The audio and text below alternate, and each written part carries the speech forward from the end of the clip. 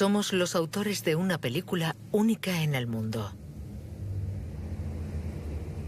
Rodada en 3 dimensiones y narrada por nuestra voz interior. Esta es la película de nuestra consciencia. Tejida a base de sensaciones y que solo nos pertenecen a nosotros, este cuento interior, privado, íntimo, se está convirtiendo en objeto de estudio de la ciencia. En la mayoría de las culturas, el pájaro es la metáfora del alma. Pero, ¿podemos observar nuestra consciencia como observamos a los pájaros en los documentales?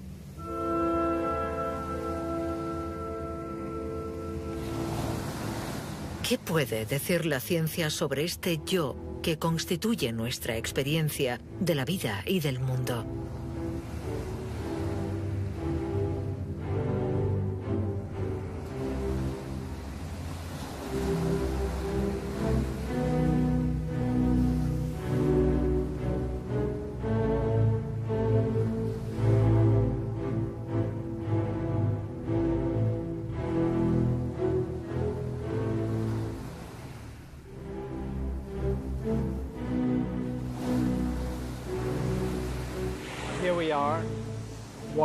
Estamos ahí mirando el océano, escuchando el ruido de las olas, sintiendo la temperatura, percibiendo con los sentidos, experimentando el placer, el bienestar.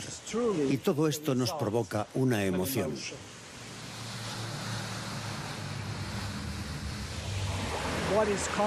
La conciencia en ese momento, para mí, es la unión de cada una de esas partes. Y curiosamente, lo que otorga unicidad a la conciencia proviene muy probablemente del hecho de que todo esto me está sucediendo a mí. Es una experiencia de mi cuerpo. Ser consciente significa sentir lo que pasa en el interior y en el exterior de nuestro cuerpo. El componente realmente fundamental es lo que siento en mi interior. Sin esto, no hay consciencia.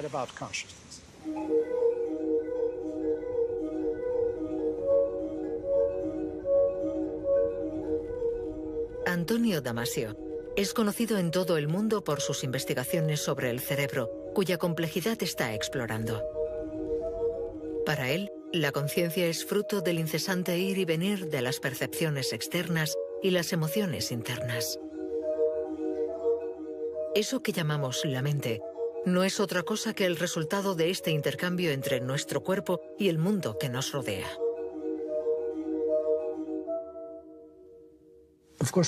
Estamos hechos de materia. Esto es evidente. Nuestras células, nuestros tejidos, todo es materia.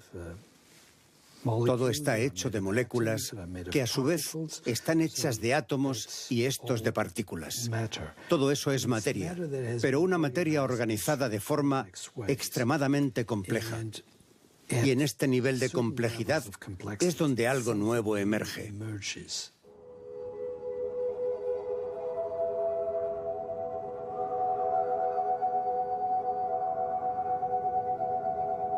Igual que un tornado provoca millones de acontecimientos interdependientes, los científicos sostienen que la consciencia surge de la actividad compleja de miles de conexiones que existen entre nuestro entorno, nuestro cuerpo y nuestro cerebro.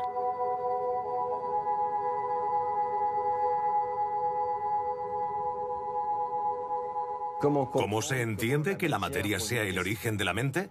Durante la evolución, siempre ha estado muy presente la idea de trasladar al interior del organismo una representación del exterior. Y la conciencia, o eso que llamamos mente, es finalmente la capacidad biológica surgida a lo largo de la evolución de crear en nuestro cerebro una representación cada vez más sofisticada del mundo exterior.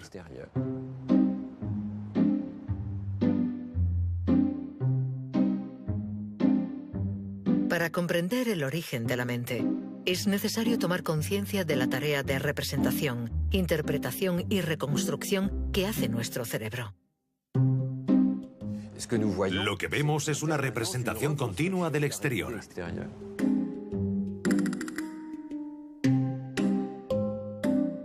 Las ilusiones visuales nos ofrecen decenas de formas de manipular la conciencia libremente.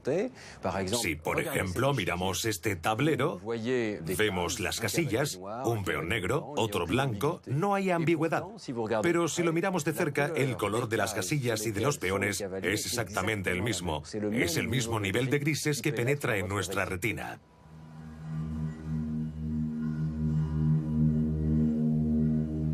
¿Qué está pasando? Hay una mancha oscura que bien podría ser una sombra. Parece que proviene del cilindro que se asienta sobre este tablero.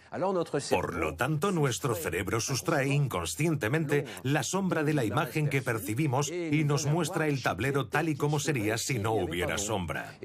Todos estos cálculos son inconscientes. Lo único de lo que somos conscientes es del resultado. Pero este ejemplo nos enseña que el cerebro hace cálculos complejísimos antes de que podamos acceder a la información consciente.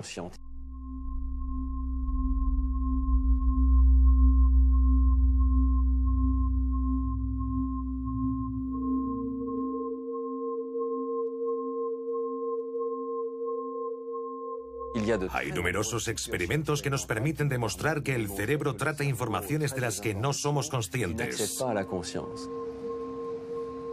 Uno de ellos consiste en presentar muchos puntos amarillos alrededor de un punto central y tenemos que fijarnos solo y absolutamente en ese punto sin mover los ojos de él.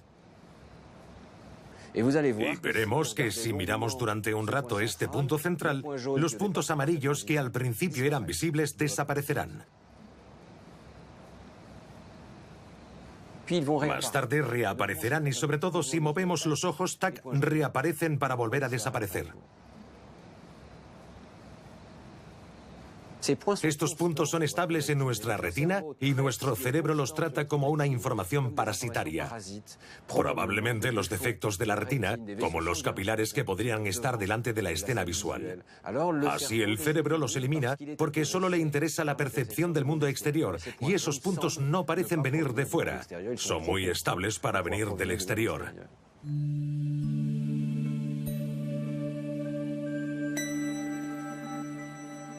Lo que vemos continuamente es una reconstrucción de la realidad exterior. Al escondernos su trabajo de reconstrucción, el cerebro nos da la ilusión de que percibimos el mundo y no su interpretación.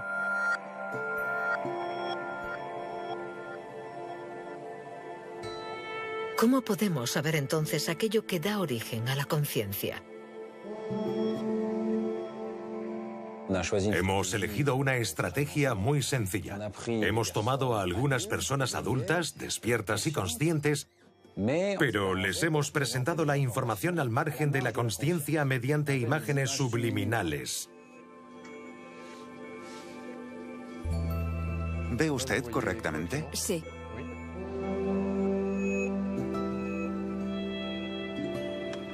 Adelante.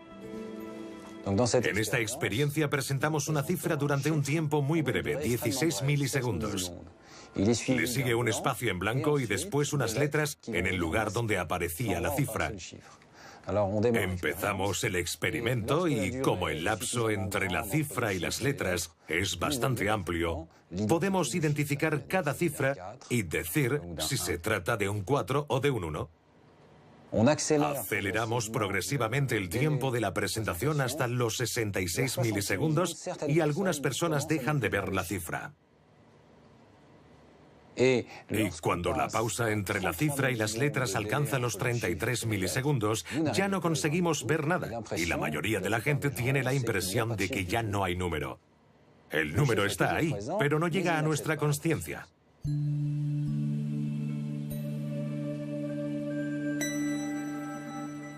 Gracias a la imagen médica, podemos seguir el tiempo completado de la secuencia temporal que conduce desde una cifra en la pantalla hasta su representación. En primer lugar, el número debe llegar a la retina, cuyas neuronas son sensibles a las manchas de luz que componen la imagen. Entonces, este estímulo es tratado por las áreas de visión del cerebro y durante aproximadamente 200 milisegundos, estas áreas analizarán inconscientemente la forma y reconocerán qué objeto es. Pero el cerebro puede conocer el objeto antes de que lo hagamos consciente. Todavía serán necesarios 100 milisegundos más para que continúe la actividad cerebral y la imagen llegue al córtex frontal, al córtex parietal. Estas regiones se sincronicen y se pongan de acuerdo. Determinan que es una cifra, el 2, y solo entonces la representación se hace consciente. La actividad cerebral no es en absoluto la misma en función de si vemos o no el número.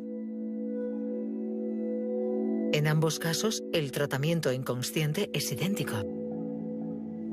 Pero cuando vemos el número, el cerebro destella. Ese destello es la firma neuronal de la conciencia. Hay sistemas del cerebro especializados, contienen información local y encapsulada. Hay un sistema para las caras, los lugares, las palabras escritas o habladas. En principio, estos sistemas no se comunican entre sí, aunque según nuestra teoría, la conciencia se basa en compartir información. Ser consciente significa poseer una información concreta al servicio de todos los tratamientos corticales que poseemos.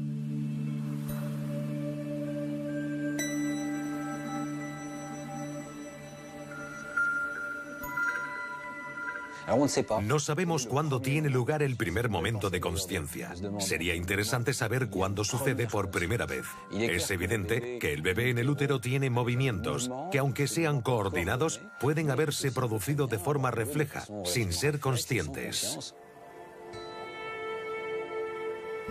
Desde el principio, la consciencia comienza por las percepciones. ¿Qué sucede en el cerebro de un bebé que ve, escucha y siente placer? ¿A partir de qué momento podemos ver los primeros signos cerebrales de la consciencia? El problema con los bebés es que no pueden decir si son conscientes o no. Lo que hacemos es mirar directamente en el cerebro para ver si los mecanismos de la conciencia, reconocibles en los adultos, están presentes en el cerebro del bebé. Nos instalaremos delante de la pantalla. Vamos a mostrarle algunas caras durante espacios de tiempo cortos o largos y vamos a grabar su actividad cerebral al mismo tiempo. Vale. Los investigadores han medido la actividad cerebral de los bebés de 5 a 15 meses para intentar encontrar en su cerebro el destello característico de la toma de conciencia. Este estudio demuestra que un bebé tiene los mismos mecanismos de toma de conciencia que un adulto cuando se le muestra una cara. Durante periodos relativamente largos, la activación es tardía. Y en los periodos demasiado cortos como para que el bebé capte el rostro, la respuesta es de nivel 0, completamente plana. La única diferencia que podemos observar entre el adulto y el bebé es de tiempo. Los mecanismos son los mismos, pero el bebé tarda entre 3 a 4 veces más. Esta curva característica prueba que desde los 5 meses los bebés son conscientes de su percepción. Esta curva demuestra que aunque la cara haya desaparecido, el bebé sigue pensando en ella, focalizándose en ella, y se dice a sí mismo: acabo de ver algo interesante. He visto una cara. ¿Qué significa esto? ¿Por qué la he visto? ¿Se parece a alguna otra cosa? Claro que no podemos saber lo que el bebé está pensando, pero sabemos que está pensando.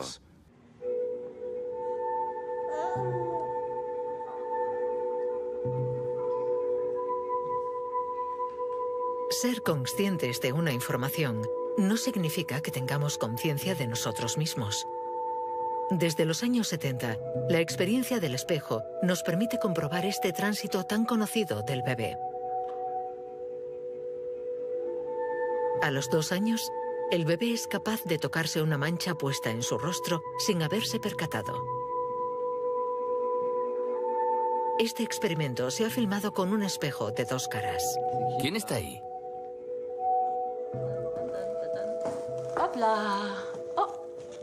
¿Quién está ahí? Con 24 meses, Flor pasa claramente la prueba. Melson, de 18, todavía no. ¿Sabes quién está ahí?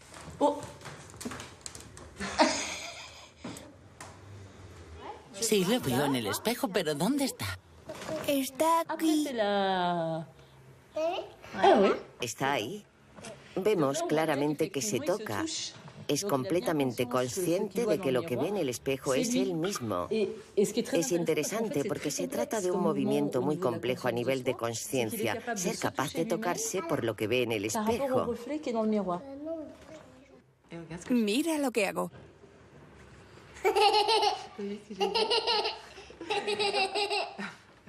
Es como si avanzáramos por la vida construyéndonos en capas sucesivas, como si nos envolviésemos.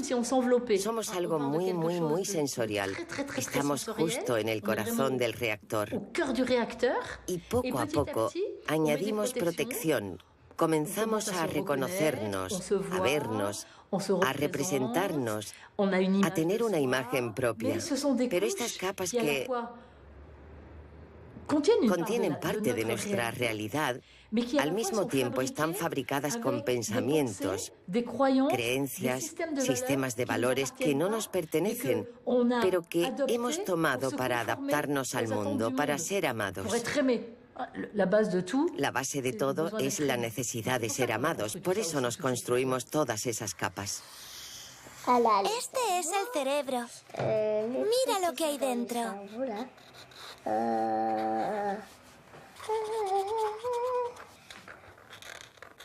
Aquí pienso cosas.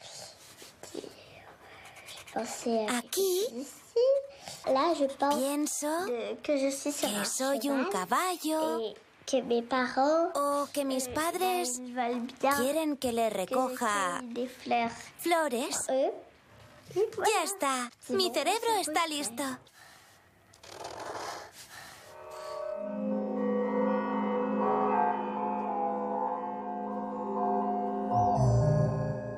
La conciencia es como una imagen de nosotros mismos que nos refleja permanentemente. Procede de lo que percibimos a través de los sentidos, pero los sentidos solo pueden capturar aquello que se corresponde con lo que ya tenemos dentro, es decir, es una especie de filtro. Constantemente nos estamos contando una historia. Es algo que nos emociona a la vez que nos perturba. Nos contamos una historia para poder vivir nuestra propia historia sin darnos cuenta de que se trata de una historia.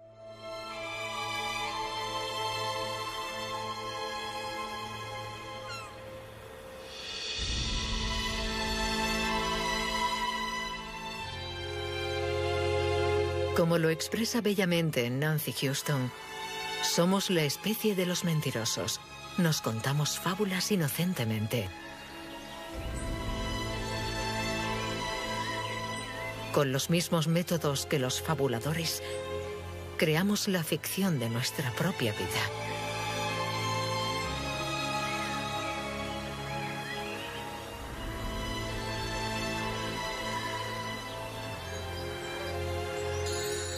Nuestra conciencia es la representación del mundo al que pertenecemos, incluida dentro de nosotros mismos, y que se despliega como una historia. Hay 1000 formas de darnos cuenta de ello, pero un bello ejemplo es un vídeo alemán expresionista. Veréis formas geométricas, ese triángulo, una especie de rectángulo y después una pareja que llega. Hay interacción. Estos movimientos parecen una especie de conflicto con sus pausas. Vemos la mirada de ese individuo. Podemos incluso decir a qué sexo pertenecen, la forma redondeada, femenina, y esta masculina. Cada espectador puede diseñar su propia historia, está fuera de nuestro control. Miramos y nos contamos la historia. Cuando percibimos el mundo, esta representación que se construye en nuestro interior y que se hace consciente, es una representación que tiene forma de historia. Eso es, a salvo. Fin de la historia. Como estas figuras elementales no tienen ningún atributo por sí mismas, podemos ver que la historia viene de nosotros.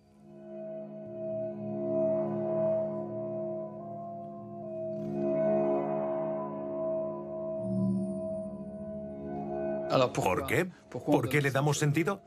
No sabría responder a esta cuestión, pero no podemos escapar del sentido, estamos prisioneros en él.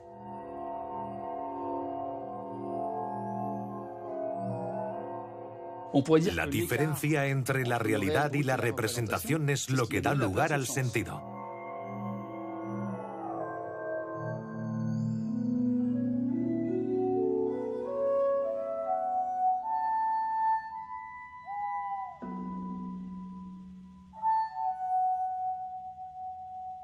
A lo largo de los días, nuestra fábula interior se interrumpe, divaga y vuelve a empezar de nuevo.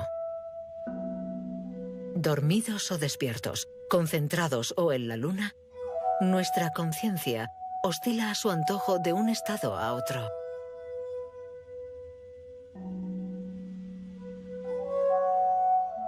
Pero a veces, esta química sutil se apaga. La historia que nos da vida se para. Son los casos de estados de conciencia alterados.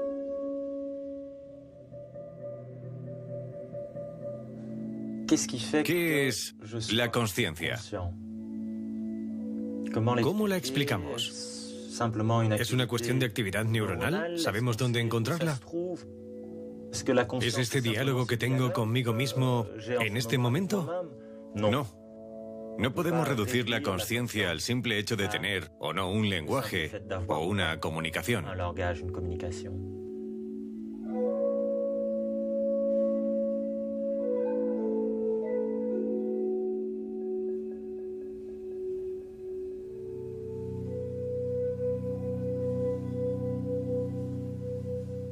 La vida produce la conciencia.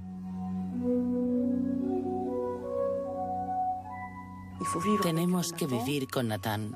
Lo poco que tenemos, que no es gran cosa, lo poco que tenemos, hay que estimularlo, este estado de conciencia.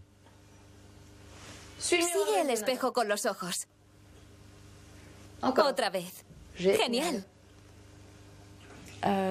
Fue un accidente de coche. Lo típico de alguien que va conduciendo demasiado rápido porque ha bebido. Y cuando llegamos, la policía nos dijo, no sabemos qué hacer con el niño está muerto. Lo llevamos al hospital a cuidados intensivos y estuvo en coma 4 años. Nathan, mírame. Nathan, ahora cierra los ojos muy fuerte. Ciérralos. Muy bien, genial. Genial, lo has hecho muy bien. Él siempre está buscando esa vocecita que le viene de cuando en cuando, pero que por desgracia no tiene todo el tiempo. A veces está completamente ausente. Puedes preguntarle, hacer lo que quieras, come, bebe, no importa, está completamente ausente. Y otros días está presente. No tengo voz. Estoy muerto. No estás muerto, Nathan. Todavía no. Estoy muerto. No, todavía no. Eso más tarde, ahora no. Cálmate, Nathan. Mamá está aquí.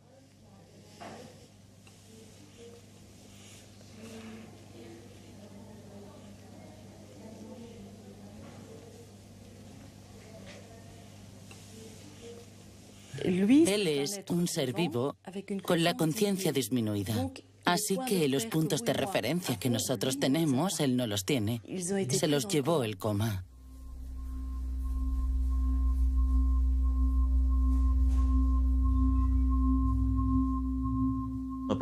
Nuestros pacientes no están dormidos o despiertos. Muy a menudo se trata de una continuidad de diferentes estados de conciencia alterada. No es un estado de conciencia como el nuestro. Este flujo continuo de pensamientos conscientes que todos tenemos, en su caso, se interrumpe. Es fluctuante.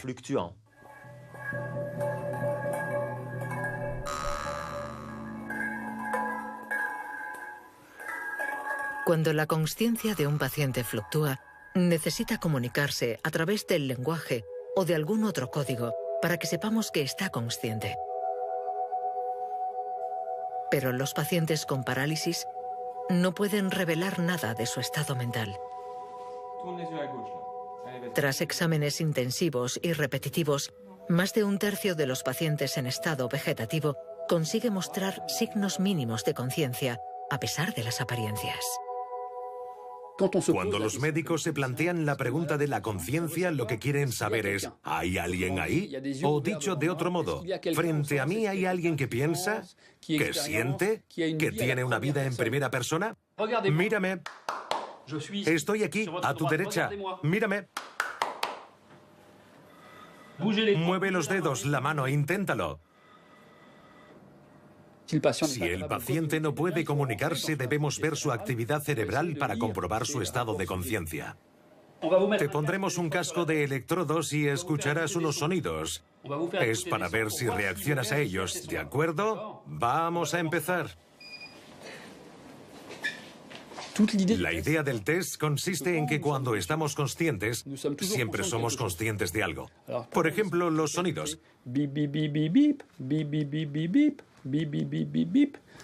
Desde el principio vais a poder, aunque no os diga nada, tomar conciencia de los sonidos y de que el quinto es diferente.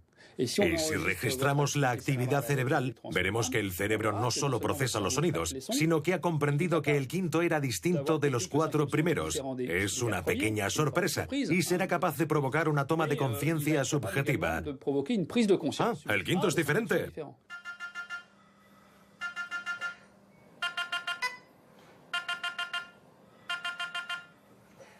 Con este simple test auditivo, los investigadores han encontrado el medio de ver la huella de esta pequeña sorpresa en el cerebro.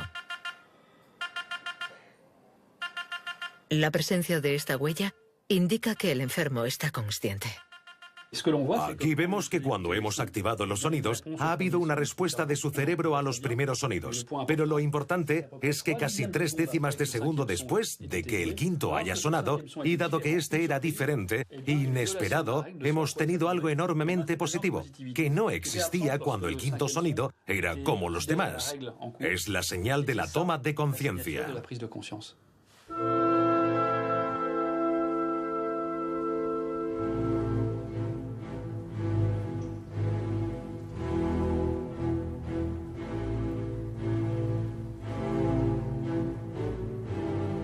En Milán, un investigador parece haber encontrado un medio todavía más radical para estudiar la conciencia en nuestro interior. Ha inventado una especie de conscientímetro que mide la amplitud de nuestros estados de conciencia y de vigilia. Cada día morimos. En el sueño profundo, nuestra conciencia desaparece. Cuando yo tenía unos 8 años, antes de irme a dormir, me esforzaba por llegar al límite. Quería sentir lo que es estar muerto. No es el silencio puro, ni tampoco el negro absoluto. Todo desaparece.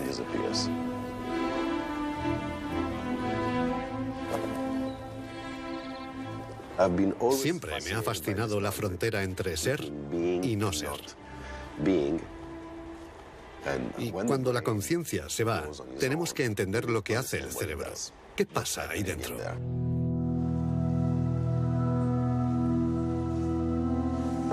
Marcello Massimini empezó estudiando su propio cerebro. Con 3 niños que se despiertan a menudo por la noche, consigue sin problemas entrar a voluntad en un profundo sueño sin sueños. La cuestión es, ¿qué cambia? ¿Existo o no existo? En ambos casos, la estructura del cerebro es la misma. Sabemos que el cerebro no se apaga. A veces la actividad cerebral es incluso más fuerte, pero la conciencia desaparece. Este es el misterio al que nos enfrentamos. Hemos partido de la idea de que observar la actividad no era suficiente. Era necesario golpear el cerebro y escuchar el eco producido por esta estructura. La idea de Marcello era administrar un impulso electromagnético y medir cómo esta señal se propaga en el interior del cerebro. Esta es la sonda magnética. Envía 10.000 voltios en una fracción de milisegundo, es decir, un tiempo muy breve. Estos 60 electrodos registran la música eléctrica producida por mis neuronas cuando golpeamos.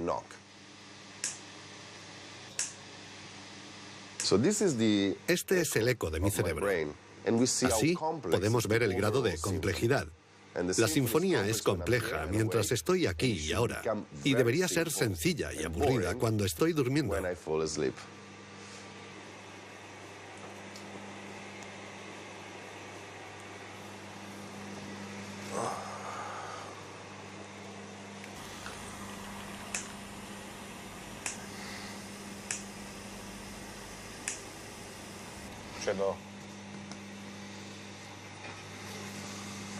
Vale, ya está.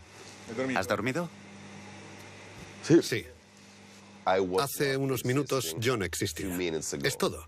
Ahora existo. Estoy seguro de ello. Es mi única certeza.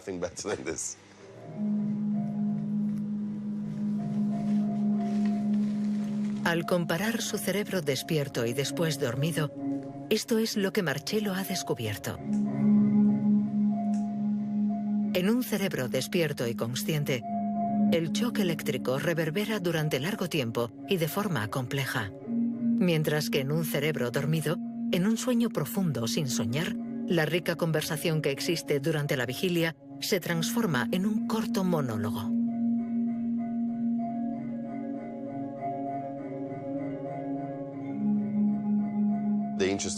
Lo interesante es la respuesta durante el sueño.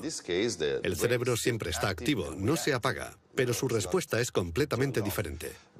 Es anodina, local, y ha perdido totalmente su riqueza. El cerebro está activo, reacciona, pero ha perdido su complejidad. Medir esta complejidad significa medir nuestro estado de conciencia. Los cerebros en coma, anestesiados o dormidos, son siempre menos complejos que los cerebros despiertos y conscientes. Con estas medidas, los científicos pueden ya interpretar el fenómeno de la consciencia en términos puramente matemáticos. Todavía no podemos explicar la consciencia, pero podemos medir la complejidad de su eco. Este eco es la música de la conciencia. Es la reflexión de una estructura magnífica, de una catedral donde los ecos viajan y se propagan. Es la expresión de un potencial, un maravilloso trozo de materia.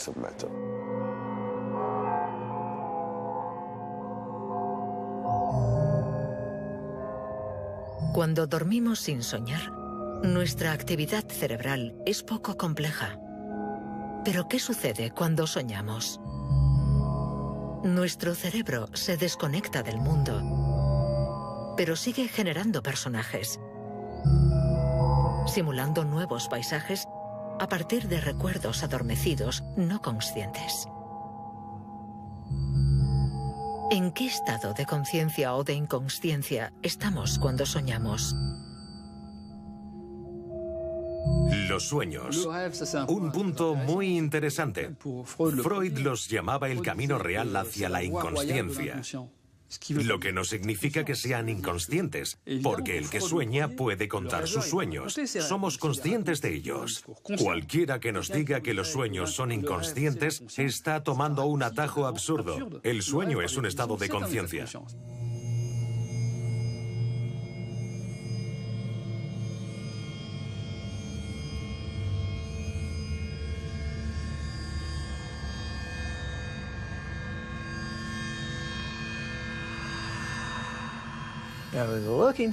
En 1978, yo buscaba un medio para estudiar la conciencia.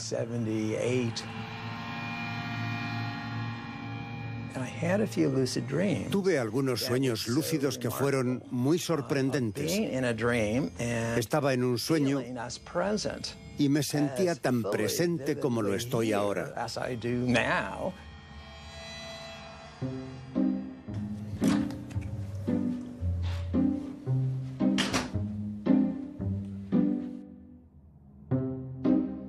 El sueño lúcido significa soñar y saber que estás soñando.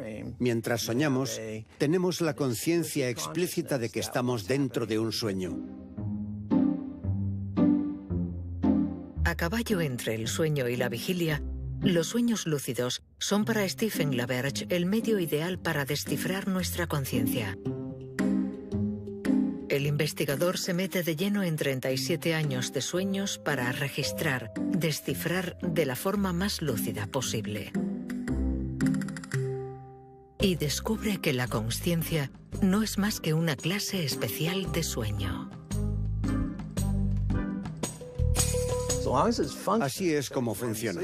Durante la fase REM, el cerebro está encendido, está totalmente activo y es natural que produzca una simulación de la realidad.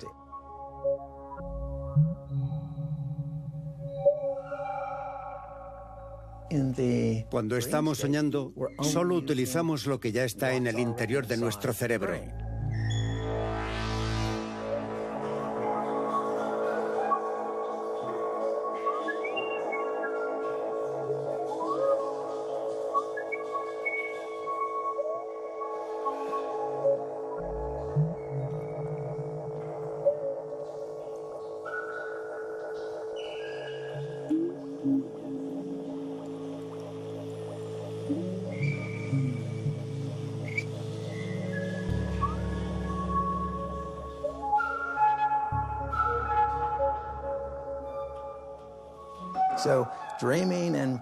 Se podría decir que percibir la realidad es soñar la realidad. Nuestra conciencia está limitada por la realidad física, mientras que soñar es percibir las cosas libremente, es decir, sin los límites de la realidad. Los sueños no están condicionados por las leyes de la física ni de la sociedad, solamente por nosotros.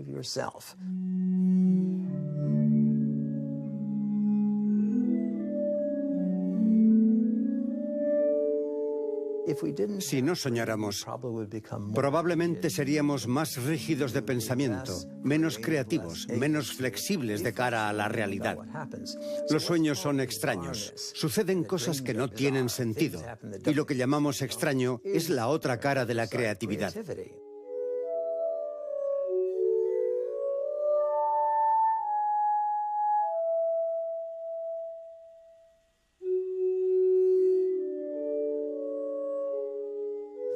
La conciencia es un sueño. Creamos nuestra propia experiencia de la realidad. Todos estamos en la caverna de Platón y esta caverna está en nuestro cráneo. Estamos encerrados en este cráneo y no podemos ver otras imágenes que las que se proyectan sobre esta pantalla que atraviesa nuestros ojos y nuestros sentidos.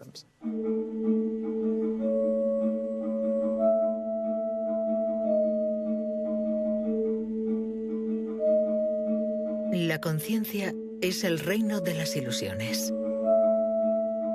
Cuando soñamos, tenemos la intuición de que nuestro espíritu se va de nuestro cuerpo. ¿Quiere esto decir que nuestra conciencia es nuestro espíritu? ¿Cuál es el papel de nuestro cuerpo en nuestra conciencia? ¿Sentirse a uno mismo no es también una ilusión? La conciencia que tenemos de nosotros mismos parte del cuerpo. Si nos preguntamos dónde estoy, nos identificaremos con el cuerpo. Es más, si alguien nos pregunta en qué parte de nuestro cuerpo estamos, no tendemos a identificarnos con el dedo meñique. Si nos lo cortaran, no nos gustaría, pero no tendríamos la impresión de haber perdido mucho. Pero si hablamos de la cabeza, tenemos la idea que es ahí donde estamos.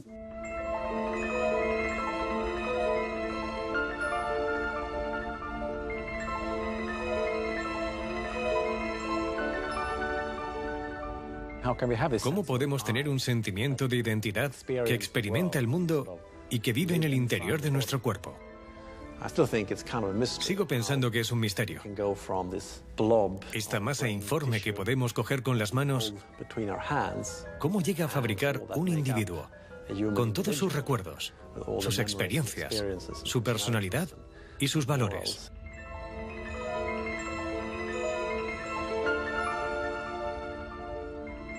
Estamos en Estocolmo, en la iglesia donde Descartes fue enterrado en 1650. Una de las ideas clave de Descartes era que el alma y el cuerpo físico están hechos de sustancias distintas.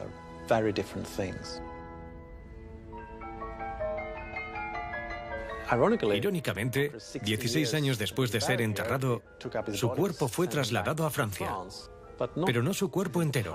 Alguien había robado su cabeza. Es una verdadera paradoja para alguien que pensaba tanto en la unión del alma y el cuerpo, haber sido enterrado sin cabeza.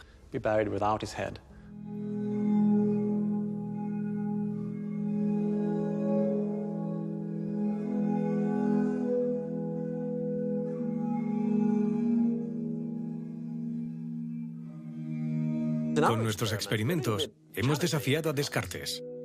Hemos creado unas imágenes corporales de tamaño natural en las que modificamos la experiencia que tenemos respecto a nuestro cuerpo. ¿Qué apariencia tiene y dónde se encuentra?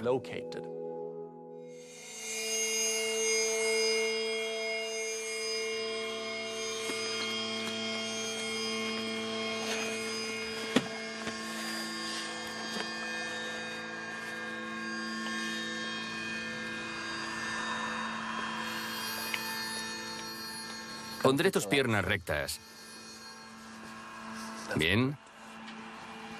Ahora colocaré 2 electrodos sobre sus dedos para poder medir su ansiedad. ¿Vale? Vamos a ponerle el casco. Mueva un poco la cabeza. El sujeto de la prueba lleva un casco con 2 pantallas conectadas a 2 videocámaras situadas en la cabeza de la muñeca, mirando hacia abajo. Primero tocamos a la muñeca, sus piernas, por ejemplo, y al mismo tiempo acariciamos las piernas de la persona, sincronizando los toques de la forma más perfecta posible, sin dejar de acariciar las mismas partes de los 2 cuerpos en la misma dirección. Y como las caricias son simultáneas, el cerebro interpreta estas sensaciones visuales y táctiles como «soy la muñeca».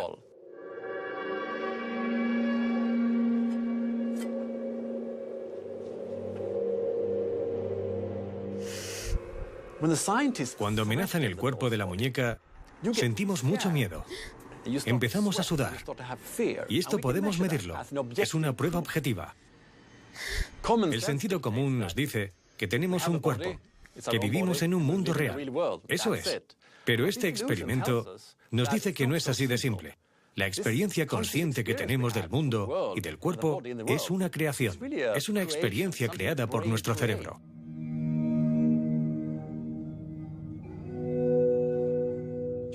La conciencia y el pensamiento no están separados del cuerpo. Ambos están muy íntimamente unidos.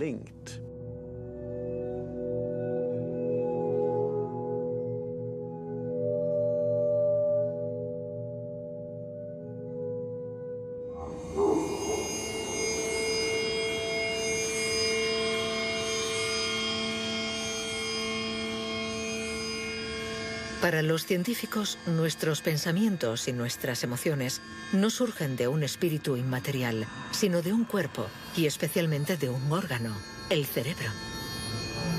Nuestro más pequeño deseo y cada una de nuestras decisiones estaría registrada aquí, en el entramado de nuestras neuronas, bajo la forma de un código todavía misterioso.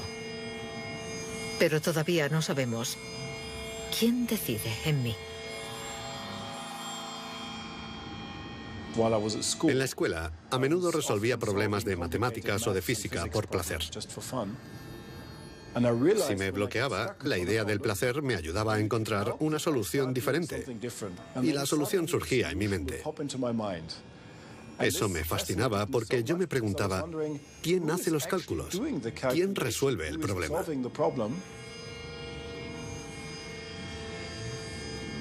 En Berlín, John Dylan Haynes busca la huella cerebral de nuestro libre albedrío.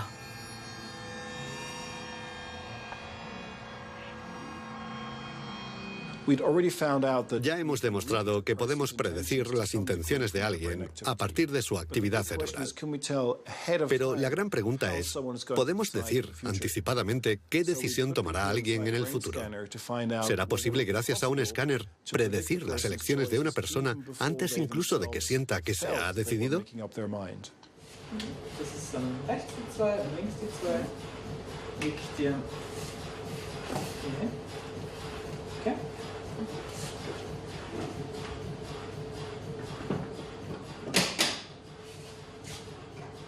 Es un experimento muy simple. Hay dos botones, uno a la izquierda y otro a la derecha, y tienen que decidir libremente cuál apretar. Es una elección libre. Para estar seguros de que la elección es totalmente libre, el investigador propone una alternativa muy limitada. La persona pulsa en unos botones que no encienden nada. Después, dispone de todo el tiempo que desee para decidirse. La firma cerebral de esta decisión sin consecuencias es muy sorprendente. Podemos predecir la elección de una persona a partir de su actividad cerebral hasta 7 segundos antes de que piense que ha tomado su decisión. 7 segundos. Un tiempo increíblemente largo. En el cerebro de las personas testadas, hemos encontrado dos regiones determinantes para decidir. Atendiendo a los voxeles, pequeños fragmentos que se parecen a cristales de azúcar, vemos que algunos de ellos se activan cuando estamos a punto de elegir el botón izquierdo, y otros lo hacen cuando vamos a elegir el derecho. Así, el resultado de la resonancia nos dice qué decisión tomará. Y en ese caso, la conciencia no tiene ninguna influencia causal en lo que pase. Puede ser que guarde lo sucedido en la memoria o que solo sirva para mantenernos informados.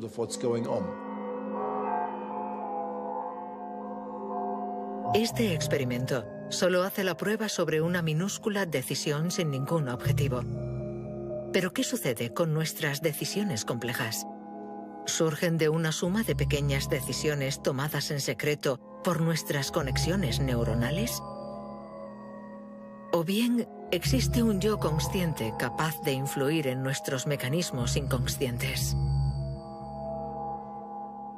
Si por libre albedrío entendemos la inocente afirmación de que podemos tomar una decisión independientemente de nuestro cerebro, entonces las investigaciones actuales son bastante claras al respecto. No existe el libre albedrío.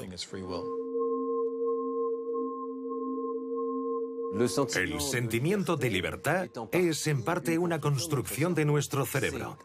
Ponemos en marcha todos estos circuitos de nuestro cerebro y activamos los sistemas de valores registrados en él por nuestros genes y por nuestra educación. Así tomamos una decisión que llamamos libre. No debemos pensar que estamos capacitados para un nivel de decisión más allá. Nuestra conciencia soporta decisiones que son como la cumbre del iceberg, surgidas de las profundidades de nuestros circuitos no conscientes.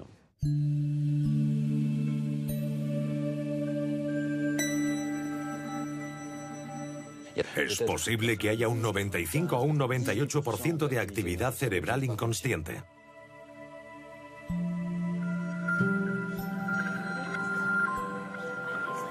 Lo que considero como mi yo existe en gran medida al margen de mí mismo.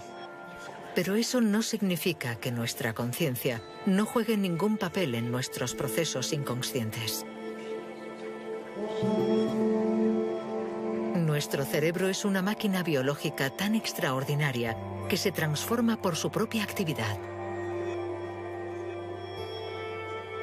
Cuanto más circula una información por nuestro cerebro, más profundamente se graba en nuestras conexiones nerviosas.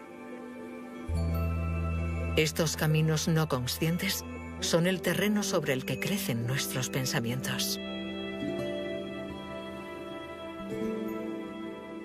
El trabajo del cerebro es producir pensamientos, igual que los pulmones respiran o el corazón late. No tenemos que preocuparnos de nada, él lo hace solo. El problema es que mi cerebro hace el trabajo en función de mi temperamento, de mi patrimonio genético, de mi pasado. Pero mi parte de libre albedrío, la parte que toma las decisiones, mis valores, no influyen mucho.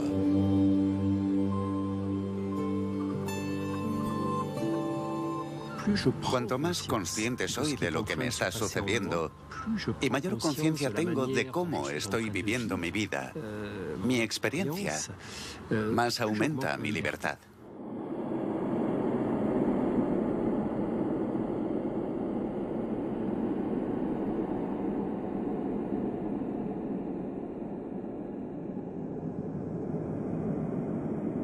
En 1992 salieron a la luz los primeros estudios que mostraban que la psicoterapia modificaba la dinámica del cerebro. Es un dato histórico, porque por primera vez se comprobó que los esfuerzos puramente psicológicos y comportamentales modificaban el funcionamiento de un órgano, en concreto el cerebro. La meditación produce el mismo efecto. Visto desde fuera parece mágico, pero en realidad es lógico.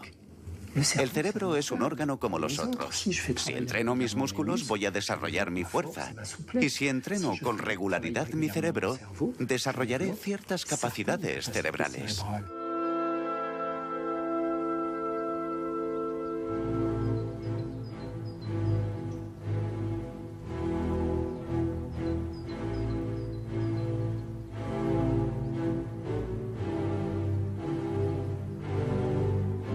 Pero ¿cómo puede la consciencia influir en el funcionamiento de nuestro cerebro?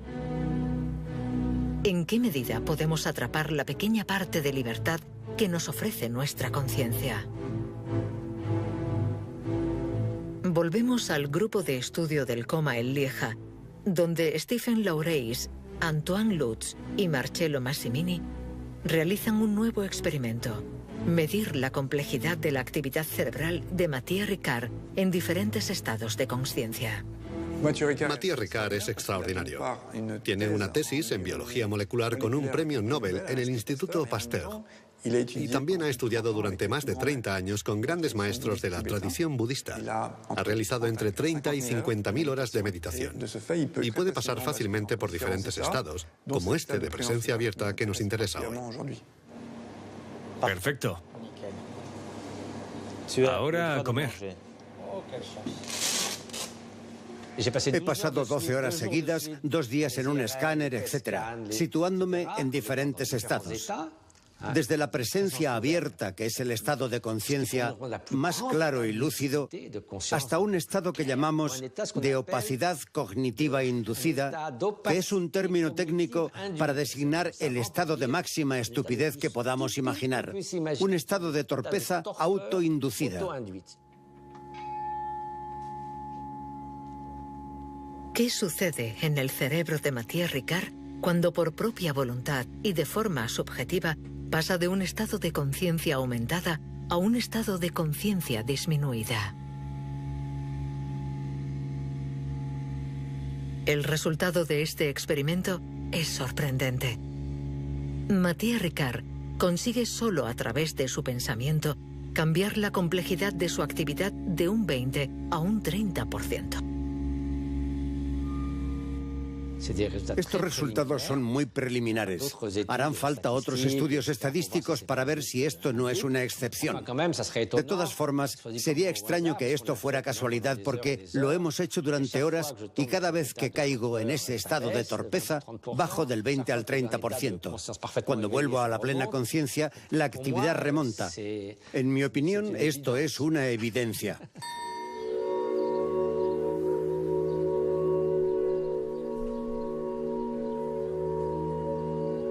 Nuestro cerebro puede modificar su propia forma de funcionamiento, y solo con el pensamiento.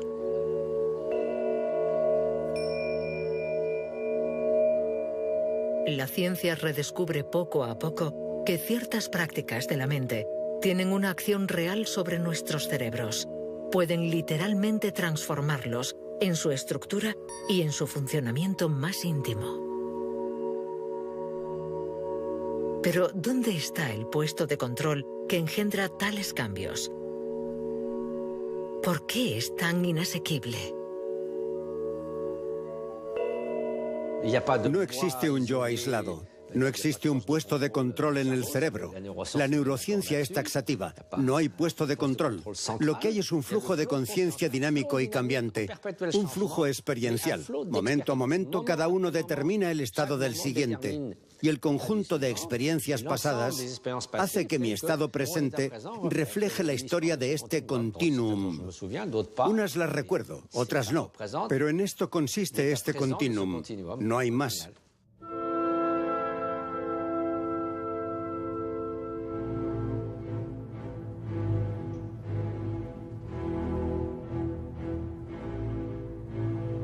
Nuestra consciencia está unida a la actividad biológica del cuerpo, en continuidad con el mundo que nos rodea.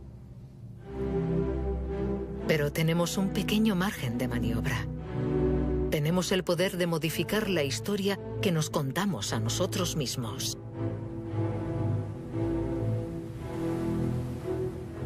Para darle sentido al mundo, nuestro cerebro concibe las categorías y los límites. Vemos el mar a un lado y la arena al otro. Pero cuando nos acercamos, esta frontera desaparece. ¿Dónde comienza el mar y termina la playa? ¿Dónde empieza la consciencia? ¿Dónde termina?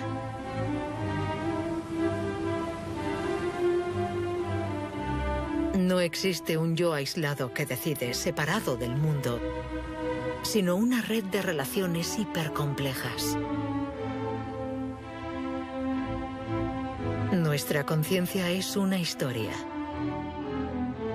Ese cuento colectivo, a la vez que singular, nos habla de la complejidad del mundo, de la inconsciencia maravillosa de los miles de fenómenos que hormiguean entre nosotros y a nuestro alrededor.